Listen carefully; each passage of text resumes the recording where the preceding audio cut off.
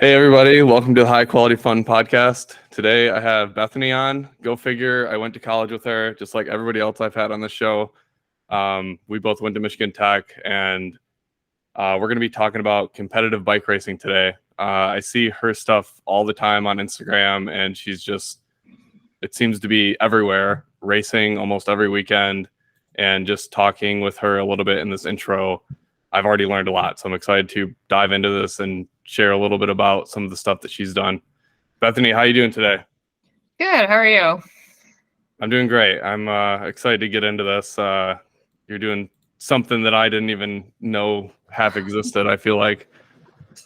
So yeah, we can just dive right in. You have been biking all sorts of different styles around the world and everything. How did you get into biking?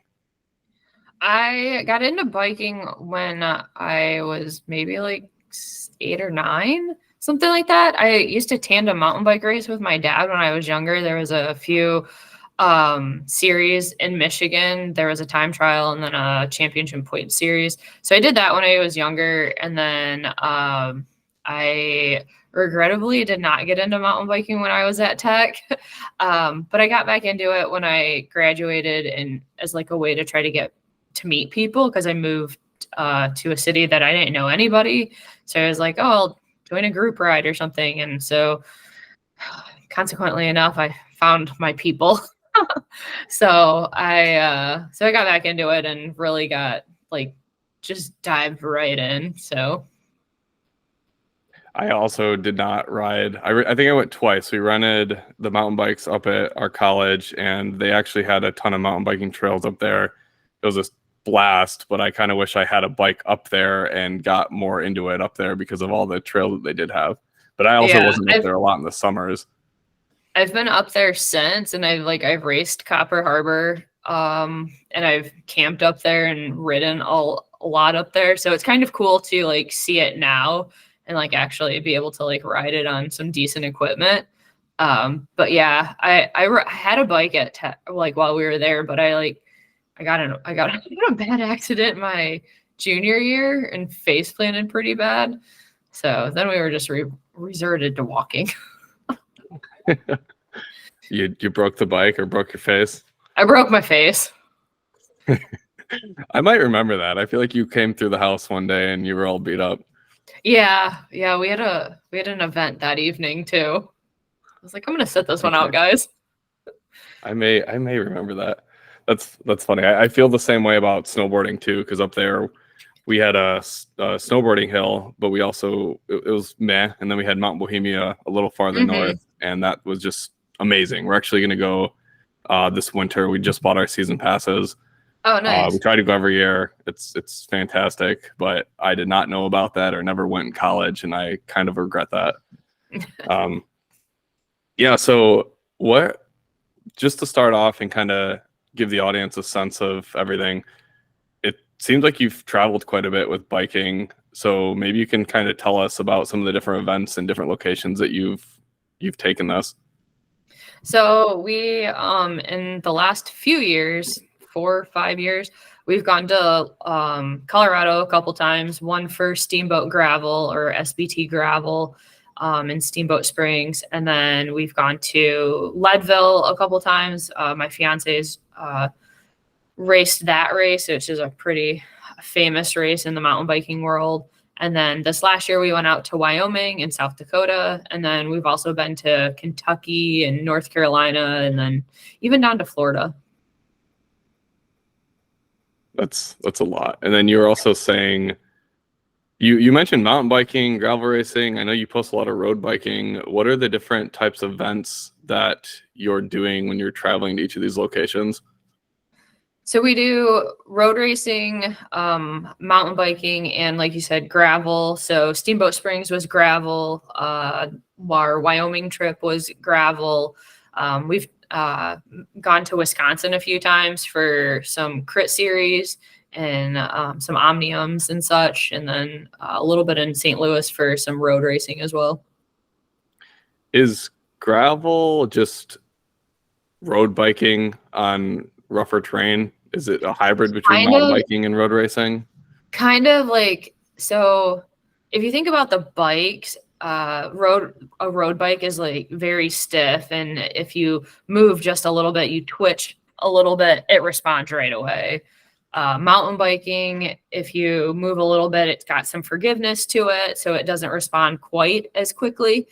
And you're also a little bit more upright. And then gravel bike's kind of like the middle ground between the two. It's not quite as twitchy as a road bike, but it's not as lax as a mountain bike. But you also have drop bars, which like are the like curly bars, as opposed to like a flat bar for a mountain bike. So it's kind of that in between. So it's a little more supple than a road bike, but not quite as cushiony as a mountain bike. But there are ways around that because Franken bikes are becoming a thing of like a category on their own. So drop bar handlebars on a mountain bike frame. It's been seen in the professional racing side of things a couple times. Just people getting to experiment. So it's kind of cool. Is there restrictions on what your bike has to be when you're doing these different events? Gravel, not so much. Road racing does have a little bit more kind of stipulations. I don't think in the US, I mean, at the higher levels, it does. Like there's weight and stuff it can't be below, I don't know, 13, 14 pounds or something like that. I'm like, my bike doesn't weigh that much anyway, or weighs more than that anyways. But I think for some disciplines, yes, but I'm not sure. Okay. And then how many different bikes do you have if you're doing all these different events? Or am I not allowed to ask that? Oh, no. It's like always. Do you have more money in bikes than your house? Yeah, I think between my fiance and I, we have almost 10 bikes. So like when we go to a road event, I take 2 bikes. And he'll have a bike and then a spare set of wheels. So I have like 3 mountain bikes, 2 road bikes, and a gravel bike. So I have a full suspension, a single speed, and then a hardtail mountain bike, and then my gravel bike, and then I have a trainer bike and then a race bike for road. Okay. That's fun. Now, are you competing in every single one of these? And then I want you to explain what crit racing is, because this is the first time I've really heard about that.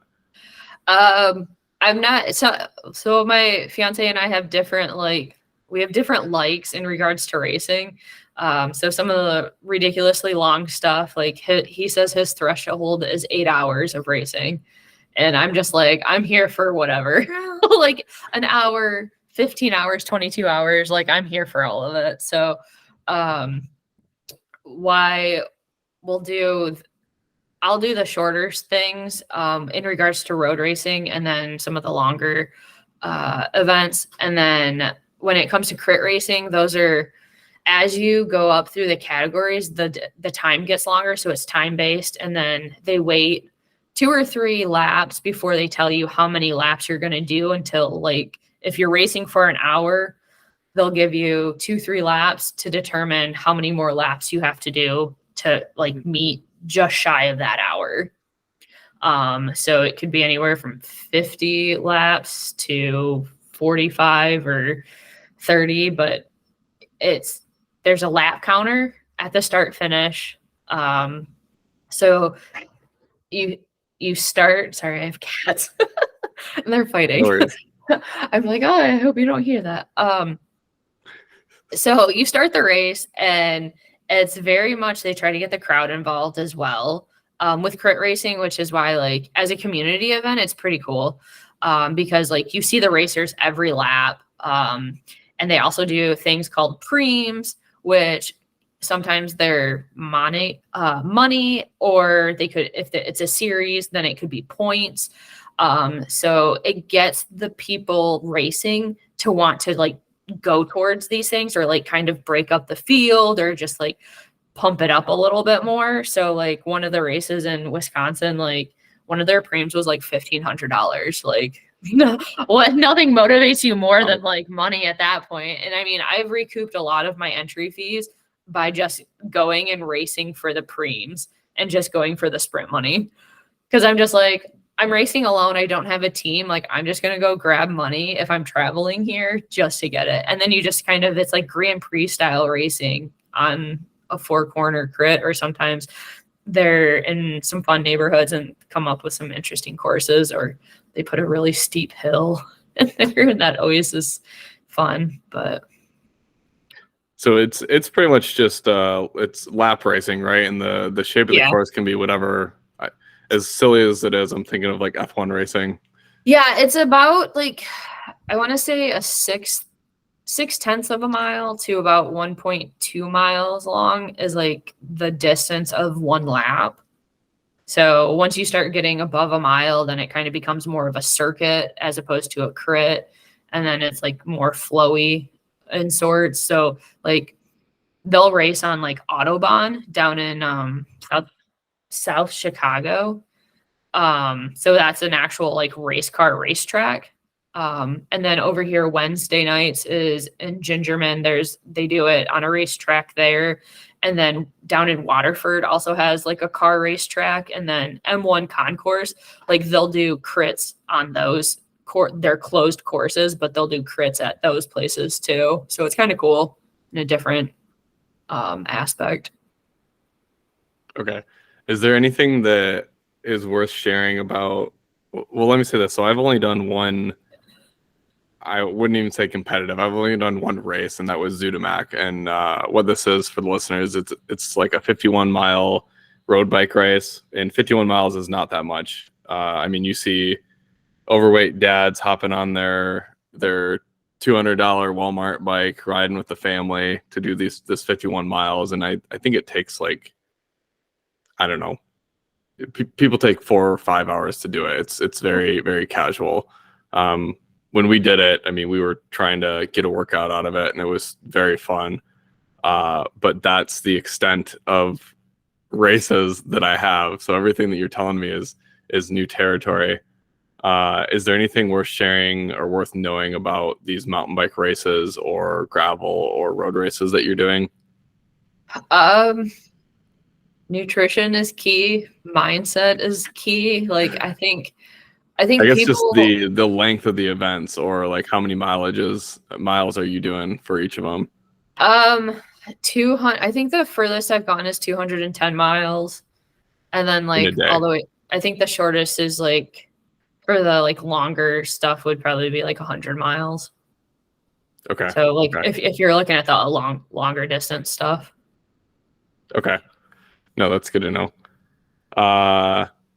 Yeah, and maybe just to give the listeners you were telling me before the call that at one point you were actually trying to do this professionally, and that you have a nutritionist, a coach, and that might just be just shed some light on the fact that you are doing this so competitively that I don't know, maybe that's interesting to the listeners, but can you kind of go into how you got to that level of competitiveness in this?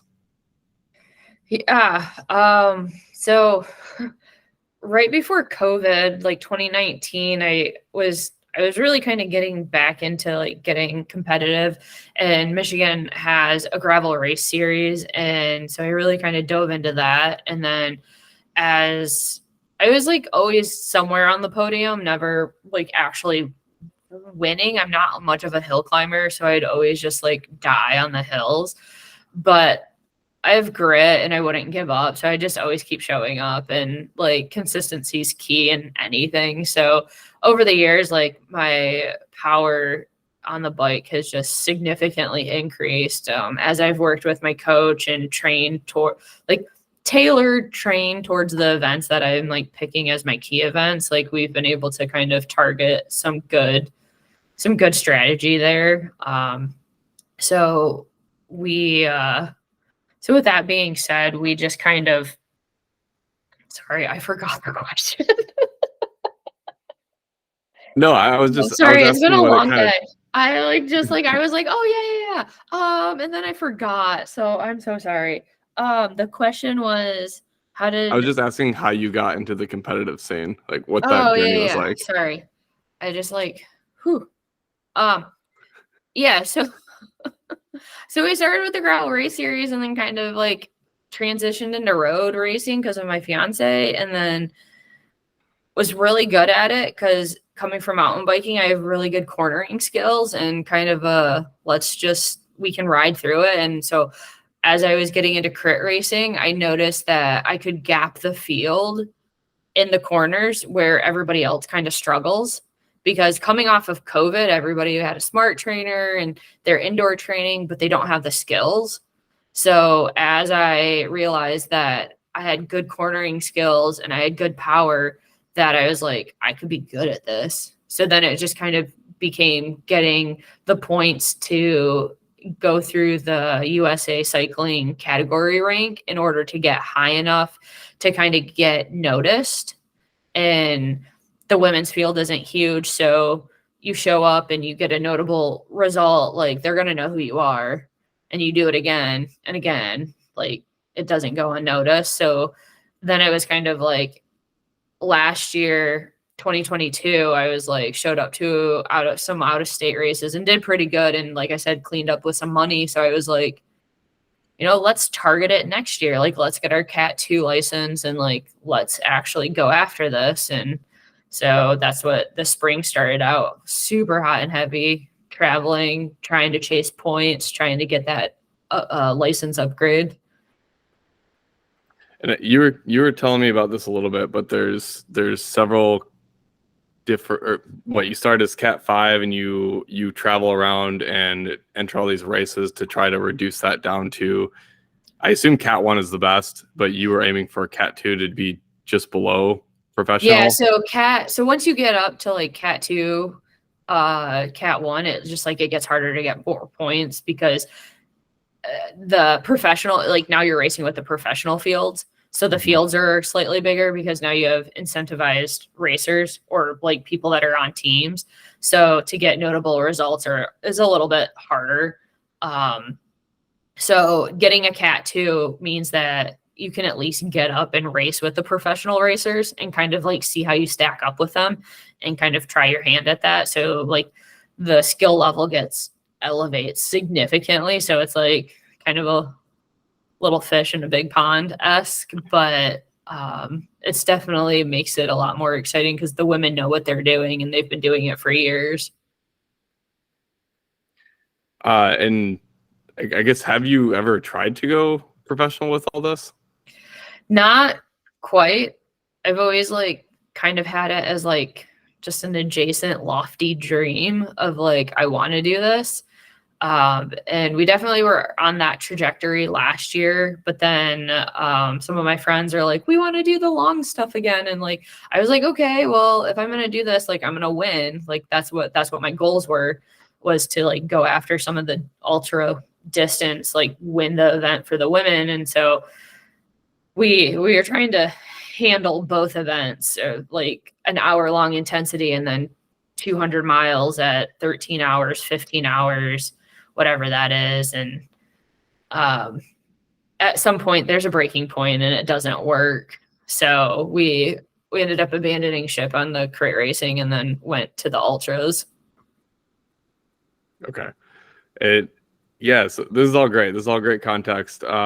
Is there any, so you're doing mostly ultras right now, and what categorizes something as an ultra? Anything over 10 hours or something like that? I kind of had this question this fall because I was like, there's the Lifetime Grand Prix series, which is like the major like gravel race series for professionals in the US right now. And they're doing anywhere from 200 to 100-mile races in like, 8 to 10 hours. And I'm like, a 200-mile race sounds like an ultra to me. Like, but I don't know. Like, I would say like once you're dabbling over 150 miles, that kind of gets you into like ultra territory.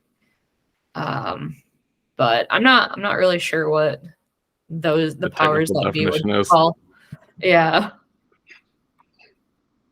Okay. And then is there any, I want to dive into some races. I know you mentioned this Marji Gesick. I don't even know how to pronounce that. Marji Gesick. And that's one up in the UP, I think. Yeah, out of Marquette. Yeah, so tell us about why you decided to do this race, what the race is, and then I kind of want to dive into, you know, what it was like completing that event. Yeah, so the Marji Gesick is about 100 to 115-mile mountain bike race in Marquette, Michigan, and it goes from North Trails down to South Trails, and then it goes out to Negaunee from South Trails, Negaunee to Ishpeming, Ishpeming back to Negaunee. No, wait. Yeah. And then back, you finish in Ishpeming. I'm just trying to think. You go over, back, and then, yeah. So it took 22 hours to finish when I finally finished it, but I failed twice prior to that. And the reason I even thought about it or signed up for it is like I had seen it as like dubbed the hardest mountain bike race, and it's in Michigan. It's like, I feel like you got to do it. You got to try it. Like, how hard can it be? And Hardest in the world, hardest in the US. Who's saying this? Everybody's heart is different, but it's definitely like one of the hardest ones. Like, there's been some professional racers, mountain bike racers, that have been like, this is no joke, because whether you're doing it in 10 hours or you're doing it in 22 hours, like, everybody's heart is different, but it's definitely like difficult because rocks aren't forgiving. But yeah, I got started in wanting to do this race to kind of stick it to an X and just be like, I can do this. I can do this better than you can. And like, I'm going to finish it. And I have finished it and he hasn't. So still makes me feel pretty good. But it was just one of those things that it's just like, and then once you get started, like, if you don't finish it, like you may have, like, you have to text a number that's on the back of your number plate, and you have to text them like you're a quitter, like hashtag quitter, like, which is one of the most demoralizing things like you ever have to do. Like, there's like calling the race director and like quitting, but then there's like texting somebody that you're a quitter. You're just like, it brings a whole new level to it. And then also, mind you, like, this race like sells out in like 10 or 30 seconds. Like, it crashes the registration website every year. So it's like, it's a very wanted race to get into. So I did it my first year in 2019, and I made it 50 miles. And I just, such a rookie mistake, failed my nutrition. I didn't eat enough food in the morning. I was emptying the gas tank when it wasn't even full to start with. And I was just like, it was terrible. So I quit. Oh, I like made it out of South Trails, which I had like ridden the day before. And so I had kind of known,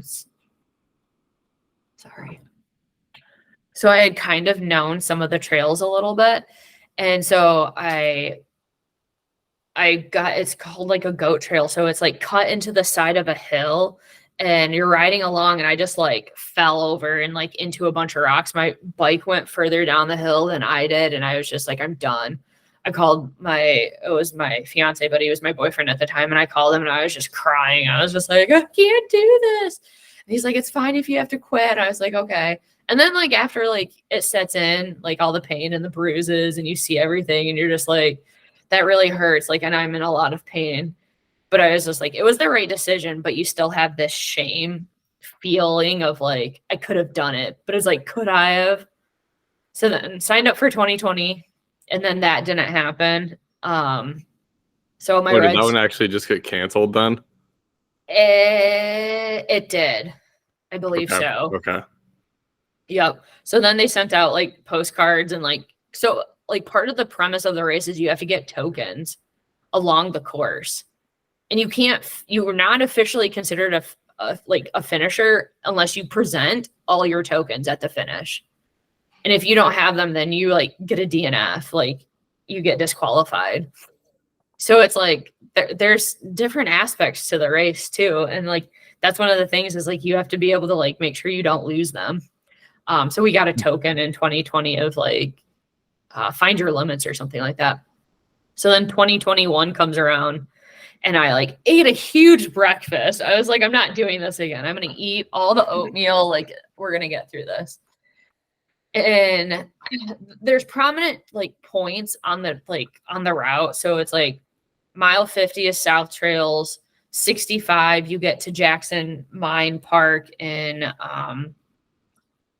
Negaunee, and then mile 90 you come back to Jackson Park Mine, and then the last 15 miles are like the longest, hardest things you'll ever find.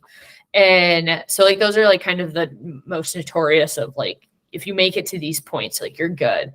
So I made it to mile 90 at 15 hours in 2021. And I was just like, could barely hold my head up because like the neck fatigue was terrible. I had a light on my helmet, which was adding to my neck issues. I could barely see. And it was just like, so I quit. And then I was just like, that sounds so brutal. Yeah.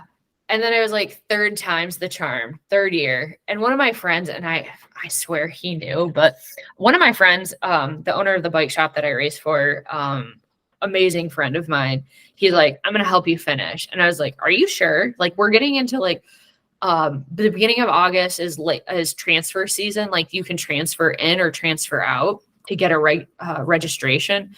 So it sells out in 30 seconds to a minute.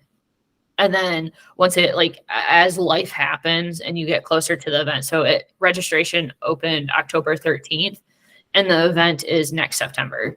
So like, as the year goes through, people like, oh, like, you know, I registered, can't make it, this, that, got injured, whatever. So I was like, oh, sorry, cats are wild. So he was just like, yeah, I'll do this with you. I'll help you out. Third time's the charm. And I was like, you're kidding me. Like, do you know what you're getting into? And I'm like telling him all these horror stories of like what I had gone through like the years before. I was just like, there's this and there's that. And I was like, are you sure? Like, what are you going to eat? What are you going to do? What are we going to, like, how are we going to do lights and all of this stuff? And he's like, yeah, let's do this. And I was like, I'm pretty sure like he knew that my fiance was like proposing.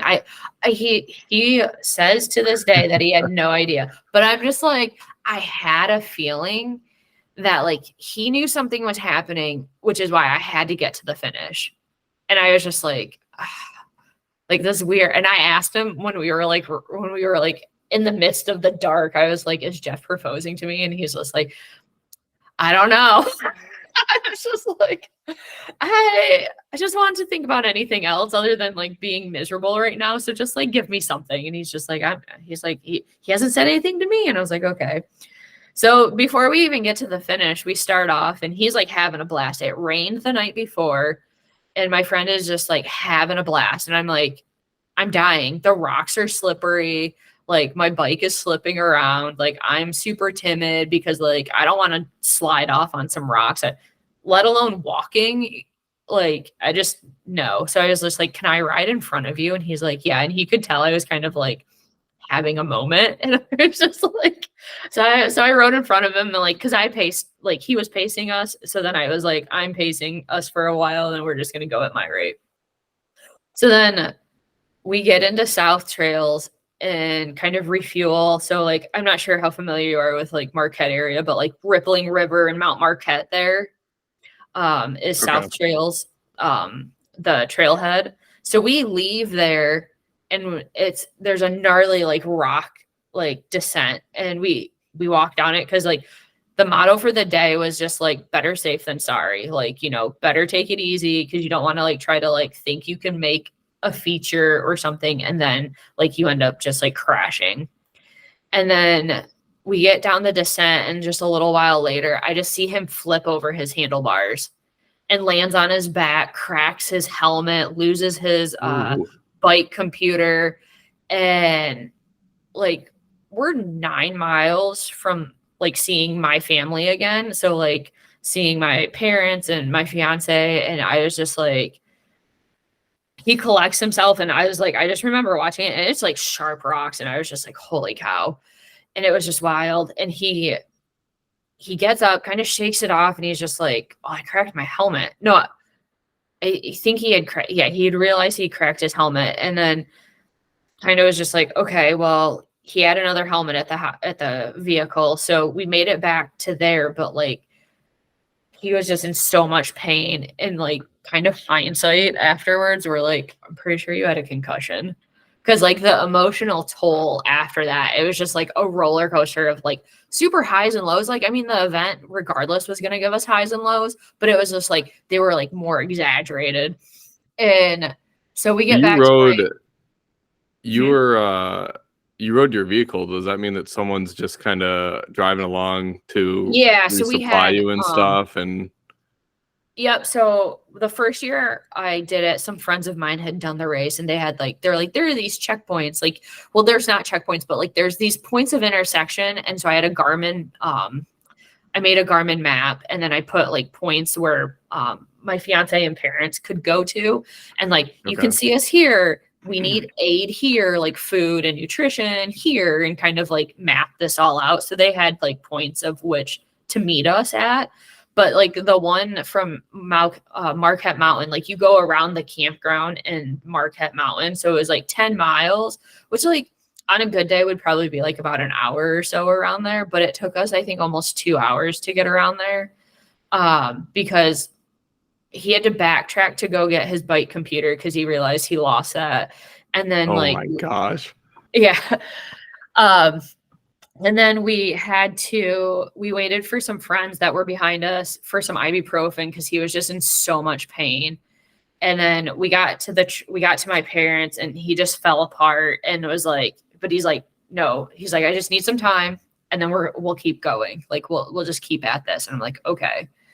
So we make it to Nagani, and we kind of rally. One of our friends was doing the duathlon. So you do the first 65 miles on the bike, and then you switch to running the last 35 miles, which there's a lot of hike a bike there. So it's like, oh, that's almost easier. And he ended up quitting, and he was in rough shape. So my friend went over there and was just like trying to like perk him up, like, hey, come crew with Jeff and like, you know, hang out with us for a little bit. We'll hang out with Jeff while he goes around and crews with us. He's like, yeah, okay, cool. So, and I was just eating like Culver's, like cold chicken tenders while that was going on. I was like, this is great. He didn't eat anything. And then we started to pay for that later. But when you leave Nagani, like there's this trail and it overlooked this area. And I just remember he's like, wow, let's take a picture. Like he's very much the one that's like remembers to take the pictures. I'm like, okay, cool. Like, yeah. I was like, you see that ski hill over there? He's like, yeah. I was like, that's called Suicide Hill. We'll be there later tonight or tomorrow morning, whatever, you know? Like, he's like, you gotta be kidding me. I was like, no, not at all. And then like right as we kind of like looked away, we looked down, and then there was like this headstone of like somebody that died. And we're just like, okay, let's keep going. Like, Blinders up, like, go forward. yeah, and it was just like getting to be sunset. So it was just like, oh no. And like we had to get all our lights on the bike at that point. So it was just like, holy cow. And then how long have you been riding at this point? Because I've done a handful of mountain biking night rides where you just go out there for an hour and a half, and I feel like every time my helmet and or handlebar lights are dying by the time that's over. Yeah, I think it was like about an 8:30 sunset at that point of the year. So it's like mid-September. So maybe 8:30, 8 o'clock or something like that, maybe. And did you we start? had What time did you start riding? 7 in the morning. Okay. So it's been 12 hours. It took you 22 hours. Okay. Yeah. Yeah. Yeah.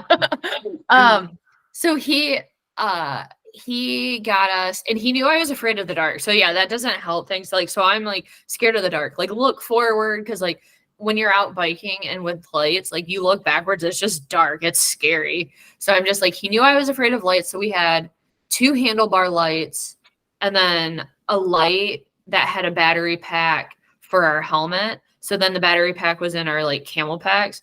And then we so we lit everything up. You could see for days between the two of us. So that was really nice. And they did start to die towards the end. So I think we had like 6 or 7 hours of running light time, and then they started to die. And then we were like, I think he actually didn't have any lights coming through the finish. But yeah.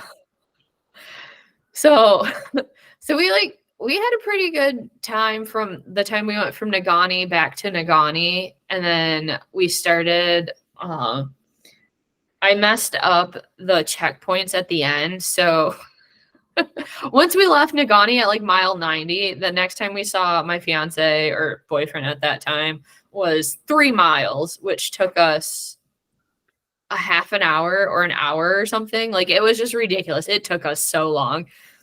And then we weren't seeing him again until like a mile from the finish. And I was just like, I really messed up. And like at that point, like we weren't grabbing food and we like forgot. And then so my friend like started to die on the side of the trail. He's like, I just like, we were asking people that were going by us. We're like, do you have some food to spare? Like, do you have anything? And I was like, all I've got is like, cause calories become really important. So like whatever you've got, you're like, how many calories do I have? I had like this like 60 calorie like fruit leather thing. And I'm like, that's not doing anything for anybody at this point. So I was just like, you can eat this, but that's all we got. Like, so we got some nice trail angels, gave us some food, and so he rallied. And I just remember we got to Suicide Hill, and he's just like, I gotta walk up this, and I'm like, okay, that's fine. And you know about thimbleberries, right? No, I don't. You don't know what a thimbleberry is? I know it's a thing. Okay, So we were like walking up Suicide Hill, and I was like, oh my gosh, you see that plant over there? I was like, that is a thimbleberry plant. They're not in season at that time of the year. But I'm just like, anything to distract us from this misery. Cause like as you're walking up the hill, like you see the bottom of the ski lift, which just like still looks like it's going like this, even though it like kind of shoots up a little bit. I was like, oh look, there's the ski jump. And he's like, no way. And I was like, yeah. So I'm like using my helmet to like shine all over the place. And I was like, see, look at it. I was like, we got to go to the top still. He's like, no way. And I was like, well, let me tell you about thimbleberries. So then he got like a thimbleberry lesson at like, I don't know, 2, 3 in the morning. We ended up finishing about 5 in the morning ish, 4-ish in the morning. So then we got to the top there, and then it was just quite the, like, I can't even really tell you what happened after that until we saw food again. We saw my fiance or boyfriend at the time, right before the finish. We had one more hill to go up called Jasper's Knob in Ishpeming. And I was just like, okay, let's just, we were starving at that point, and we had soft pretzels and Coke. And I was like, it's 4 in the morning. I was like, I'm not sleeping on. I also like, now it's Sunday morning and I had to be to work on Monday. Like we were heading home later that day too. So I was like, oh my God. So we like ate a bunch of food, go up Jasper's Knob, and then like we make it to the finish. And I was just like, okay, tokens, where are our tokens? So we finally get our tokens and get checked off, and you get a green dot and you get to become a finisher. So I was like, this is awesome. And then he's like, oh, let's go get a picture by the finish, like banner over the finish line. I was like, okay. And I'm like in this like half delirious, like, hey, I'm trying to smile. Like, I can't believe I want to cry. And then like my fiance like kind of turns around and like is right there. And I'm like, I knew it. So yeah. And then he proposed, but he never really asked. He was just kind of there with a ring on the ground. And I was like, what, you have something to ask? No. He like, probably asked, but you were so delusional that you didn't hear it. Yeah. And that was, he was so stressed out. Yeah. There's a like a Marji talk page, on Facebook. And that was like, the picture got posted a few times on there. And, some of the people were just like, oh yeah, do you even know what you were like committing to? And I'm like, oh yeah, I did. I at least knew that much, guys. So yeah, that was the longest I've ever been out on a bike. I think prior to that was 15 hours.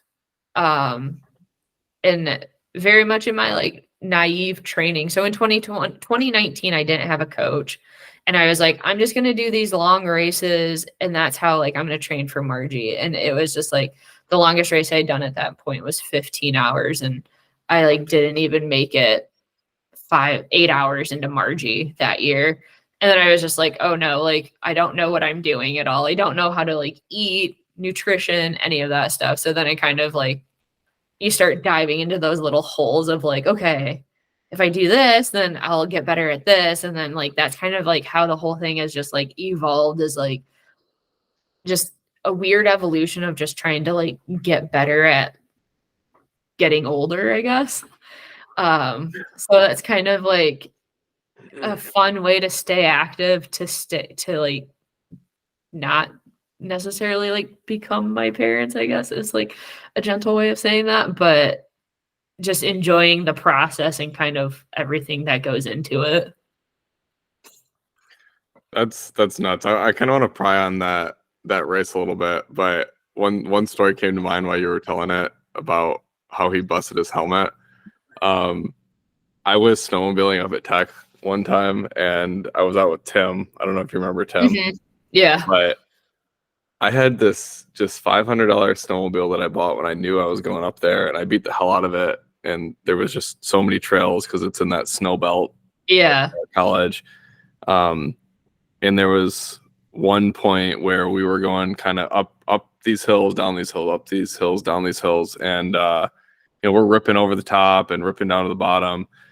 And I remember me sending over the top, having a pretty soft landing. Well, Tim had a much nicer sled than I did, so he could really, kind of crank on it up those hills. Mm-hmm.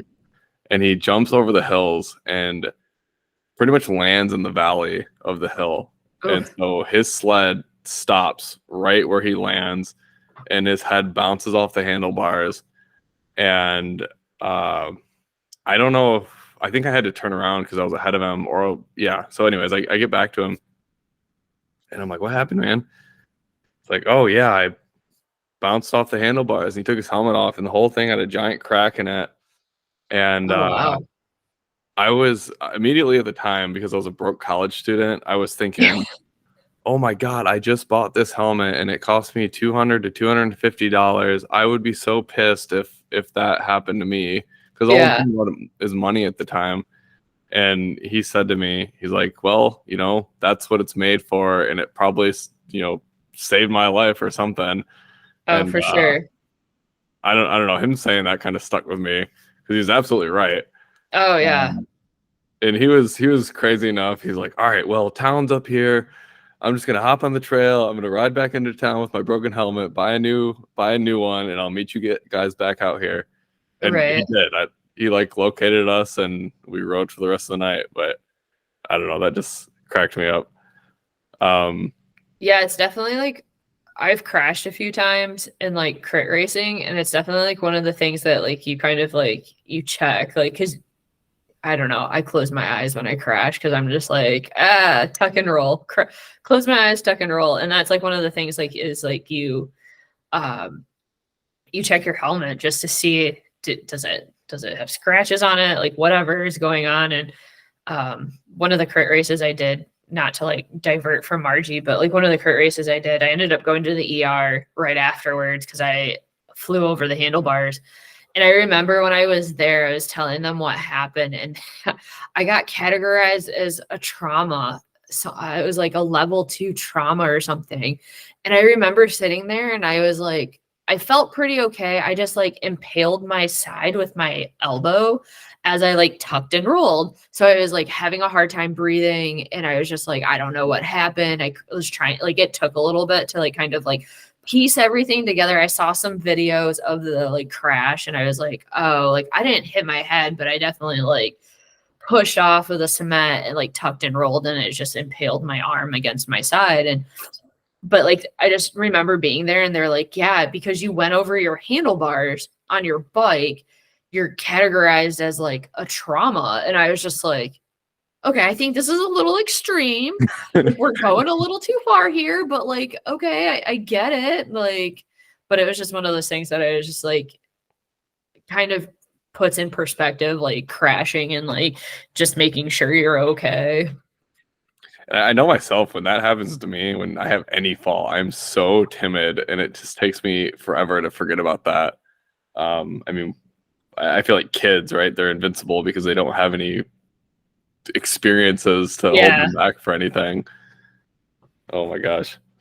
Yeah, so you mentioned at the start of this that race is actually a part of a series. Can you tell me about you know, how many races are in that and what each of those are? Yeah, so there's 3, it's called the 906 Adventure Team that puts on the races. And there's 3 races. There's Marji Gesick, which is the 100-mile mountain bike race. And it's, of the 3, it's touted as the hardest. There is, and I'm not sure if I know the distance correctly. I think it's 30 some miles, but it's a fat bike race in February.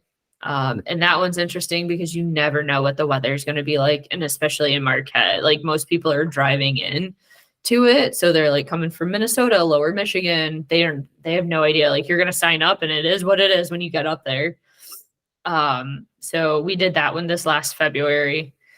And then maybe it's January. And then there's the Crusher, which is a gravel adventure race that they put on out of Munising, and that it's advertised as 175 miles, but the route was 200 miles this year. And that one, like, so each, I don't think for the fat bike race you had to do like checkpoints or anything. So Margie has tokens you have to collect, and then the Crusher you have to take pictures at checkpoints. So there's like some waterfalls, some logs that were strategically put on the trail.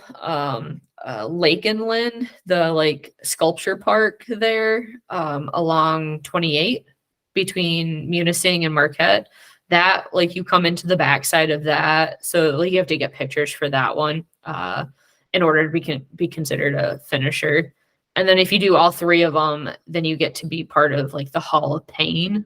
And then this year, or this 2024 in October, I think, is like the first like special event that they're going to do in regards to that. So You qualify for all 3 and then you can actually do the yeah, new it was event. supposed to be like some top secret event, but there's no such thing as secrets anymore with the internet. So it's just kind of an event you get to help fund. And like the 906 Adventure Team it's a children's like adventure club team, and they not necessarily get kids competitively into biking, but get them into wanting to get outside and in biking and, doing mountain bike stuff and kind of just getting them off the couch. So they've grown in the last few years to several communities. I think there's one in Lansing now or something, but usually it used to be just in like the UP, but now they're Minnesota, I think Wisconsin, lower Michigan. So it's a tough mentality that the race director has. He really kind of is just like, oh, if you want to quit, you're going to quit. Like, I don't care if you don't want to do my event. I don't care if you don't enjoy it, but I'm here to push you. If you want to get pushed, I'm going to push you. I'm gonna try to break you, and then you're gonna show me what you're made of, kind of thing. And it's like, it's such a good mentality to put into people, I think, because they've lost sight of it. And I had a coach growing up that had very much like, she's like, I knew what you were capable of, and like, you may not know it, but I know what you're capable of, and I'm gonna push you to that. So it resonates with me, which is why I kind of really enjoyed doing the events. But it's a great cause to support as well. So it's like, it's not just like a money grab. Like, there's no prizes, there's no podiums. There's like, the winner gets $1.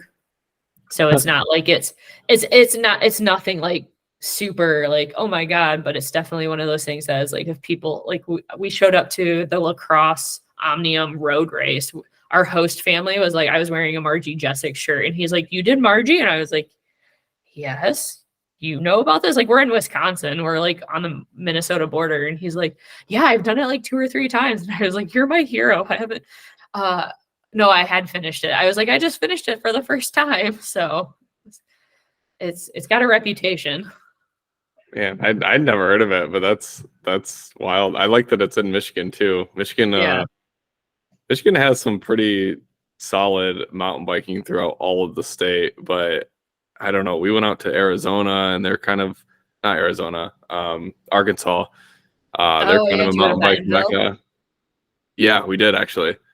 I got to go ride there just for a few hours, and it was very cool what they built up. Oh yeah. The Yeah, same company that has built Bentonville did a lot of the Copper Harbor trails too. It's the same company. oh, all right. I didn't know that. Yeah.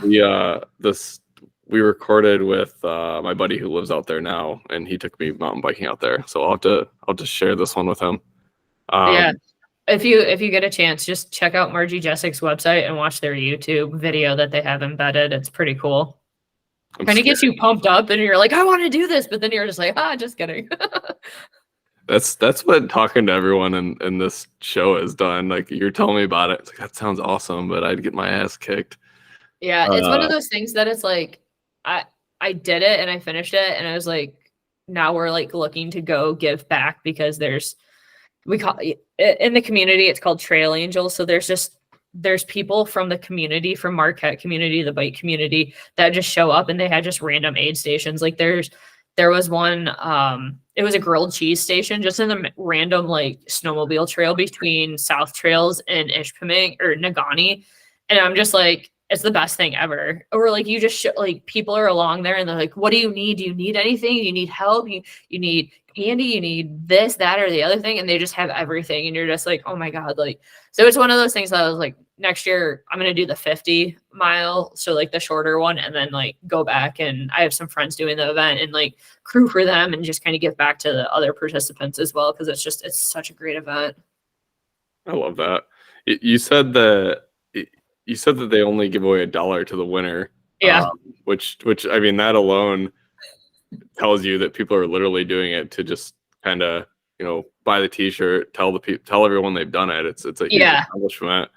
I was gonna actually ask if it was a competitive thing, and it sounds like they do rank people, but it's not really about that. Yeah, not really. Like, I mean, like your finish time is kind of like, yeah, you'd want to go for it. Like, no woman has ever, like, if you get under a 12-hour finish time, then you get a buckle. It's a handmade buckle from a blacksmith up there. So that's pretty cool. And no woman has ever gotten under 12 hours. So it's like, that's kind of like the thing is like, I think there was one woman that got kind of close. She was like just over 13 hours, or she was 12 hours in 40 minutes, I think is the number that sticks in my head. So like there's some prestige in some aspects of it, but it's not like, oh, I got first place podium or something like that. Like it's like different, Right. if that makes sense. I can't even, you did it in 22 and there's people doing it in 12. That's Yeah. that's bonkers. I don't know. And you brought up a point where the first time you did it, you were so fatigued just from the extra weight of your helmet and your headlamp. I mean, that's something I wouldn't even consider, but I'm sure every little tweak and tear and turn wears on you when you're doing something like that. Oh yeah. You mentioned a lot in this talk about nutrition, and I mean, we mentioned earlier you have a coach. Is there, like, what are some of the things that they've taught you, and what are you kind of doing nutrition wise to get through these events? It's kind of evolved over the years. Like there's some things that I still do that I was doing in 2019 that I've like stuck with. I've done anywhere from like nutrition wise, like I always try to have some sort of solid food. I remember the first year I did it, Jeff, my fiance, was like, yeah, I went and got Jimmy John's. And I was just like, remember being like, you had real food. Like I was just drinking, like I had liquid goos, and I had like calories in my water bottles. And I was just like, I just remembered like him telling me that. And I was just like, you're kidding me. Like, you had real food. I was like, he's like, oh yeah, it was great. It was great. And I was just like, oh, that's so like after that, it was like 2021, I had Culver's chicken tenders, which like you don't realize how salty they are until like you like need the salt. And then it was just like those were pretty delicious. So that's what I did last year as well. And I even ate cold chicken tenders. And but like there's a place over by us that does really good soft pretzels. So for my very first like ultra long distance race or 8-hour race that I did, I got soft pretzels from them. And I was just like, eat a little bit of it's like because it's kind of hard to eat and breathe and ride your bike all at the same time. Like it sounds funny, but it's like it like you're still trying to like you're putting in hard efforts and still trying to chew. But those are like break it down. This year I kind of switched to Rice Krispie treats. They're a lot easier to eat. Because I would do like if we stopped at a gas station or something, I'd get like a payday, but it's still kind of pretty dense. But I switched. One of our friends was like, "Oh yeah, Rice Krispie treats or Uncrustables." Like if they're frozen, then he just puts them in his back pocket, and then like it just unthaws as he rides. And I was just like, there's just something about that. I know it's in a package, but I just like kind of can't get behind that one. So we started doing Rice Krispie treats because they're like, I mean, even homemade ones are super cheap to make. And that's kind of the name of the game is like there's a cost to food value, and like obviously everything's gone up, and it's like I don't want to pay for like your brand name sports nutrition if I don't have to, or just reserve it for race day.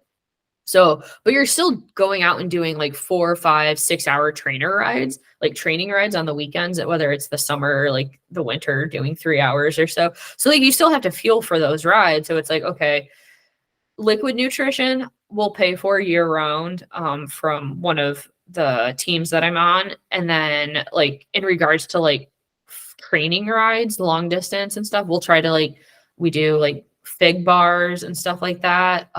Always kind of start with oatmeal for breakfast because it lasts pretty long. Like you metabolize it fairly slow. So, and then kind of follow up with Rice Krispie treats. Like I said, we've gone to, and then for race days, Coke is always a good refresher. But the thing with caffeine is once you start taking it, you have to keep taking it. Otherwise you will crash. I used to do gummy bears, but I don't have like a control. So I would just eat the shit out of gummy bears and then I'd be like, I'd crash and I would be like, oh no. But I was like, oh my gosh, those tasted so good. So I've gotten away from gummy bears. But yeah, fig bars, chewy, the Kodiak cake, chewy bars. Those are like my new favorite thing. Pretty much like anything Kodiak cake. Their pancakes and whatnot, like absolutely love them. I'm not sponsored by them or anything, but I just love all their stuff. So yeah, I just after a while you kind of learn the calorie counts and kind of what everything is, and then it's just easy math at that point. But you want to shoot for like 300 calories every hour, and then it's just kind of like, okay, well, what's going to get me there? That's wild, especially if you're doing a 10-hour ride. Well, I Yeah, guess it's not too a bad. lot of food. Yeah, and you got to stay ahead of it, otherwise you'll just run the tank dry. Mm-hmm. I'm gonna have to look into that event some more. That sounds insane. You pulled up a map earlier. Do you still have that next to you? I do. So that's the elevation map of the race. Oh, okay. So it's over 10,000 feet of climbing, or I guess this one says 12,000. This was sent out for the 2020 2021. COVID year. So they're like, hey, don't forget about next year. I'm like, oh, how could I? And since we just moved, I was like, oh my gosh. And I have like, this is a picture from 2021 over one of the bridges that one of the photographers took. So I like had it. So I had this up there and I was like, I don't know. It's kind of cool. Just, they do a lot of good like merch. So Hell yeah. Yeah, I'm gonna look into that after this episode. I I mean, I think we covered everything that I wanted to go through. Is there anything else you want to share before we close up?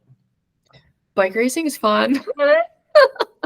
It's challenging, but it's definitely a lot of fun. I think the community is like really welcoming and definitely whatever you want to do, like it's fun to get even your kids into. I got my nephews striders when they were 2, so like it's fun. Is the Strider the basket that pulls behind? No, it's just like a balance bike, so it's just Oh, 2 okay. wheels and they just kind of We have one of straddle those. it. We have one of Um, those, but our kids have not used it as much as we'd like. I think they're still a little young, but they're getting there. yeah, my youngest nephew he's on the smaller side, and he definitely wasn't able at 2 years old to use it as well as his brother. But Okay. yeah. I think maybe the last thing we'll say is um, biking, right? Mhm. You buy the bike and that's your big expense. Especially, I mean, honestly, with any of them, right? You can go Mhm. buy a $200 bike from Walmart and get started because all the trails, all the roads, all that stuff is free unless you're Mhm. getting into competitions where you have to pay to enter. Mhm. Um, you get into snowboarding, you have to pay all this money in gear, and then you have to pay all this money every single year to go hit up the different hills. But Yeah. mountain biking is one of the perfect sports in my opinion because it's got that thrill element. You're getting good exercise, endurance. You're using a lot of your muscles, and it is pretty inexpensive once you have that bike. Mhm. Yeah, I need to ride more around here, but we have a mountain bike trail that's like 5 minutes away that I tend to go to a decent amount Which in the one's summer. up? Oh God, what is it? Groveland Oaks, I think is what it is. Okay. It's just some no name one, but it's right up the road. Yeah, because you guys are a little bit further away from like Ann Arbor-ish area, right? Or Yeah, yeah. yeah, because I there's rode closer some to there, pretty but there's like DTE is a pretty big one that just got built, and then Potawatomi. Those ones are a lot of fun over that on way. DTE, I have not done Potawatomi. Okay. So there was a summer where we went every Wednesday or something, and we would go to Mhm. a different one around Royal Oak, and yeah, it took us to a lot of places. Nice. So, well, cool. Thank you so much for thank you so much for coming on. It was No great problem. Thanks for talking to you. having me. We'll keep in touch. Thanks. Sounds good. Thanks, Tyler. Thank you for listening to the High Quality Fun podcast. If you guys enjoyed this show, please give us a follow. And if you have a good story or just want to say hi, feel free to reach out to us on Instagram or YouTube.